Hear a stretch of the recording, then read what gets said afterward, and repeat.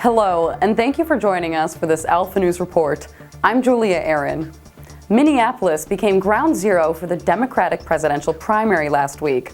On Friday, Minneapolis hosted the Democratic National Committee summer meeting. Thousands poured out to see the leading Democratic presidential candidates speak.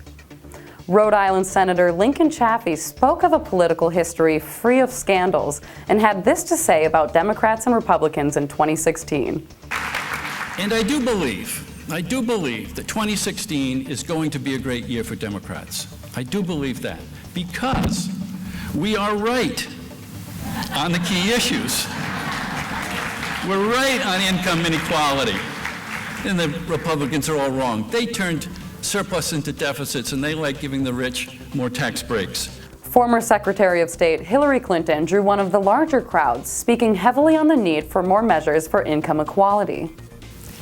I believe raising incomes and supporting families is the defining economic challenge of our time. Clinton went on to say income equality and easier access to child care will be a main focus of hers if elected president.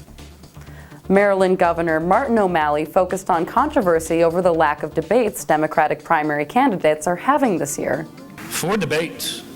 Four debates and four debates only, we are told, not asked before voters in our earliest states make their decision. This is totally unprecedented in our party's history.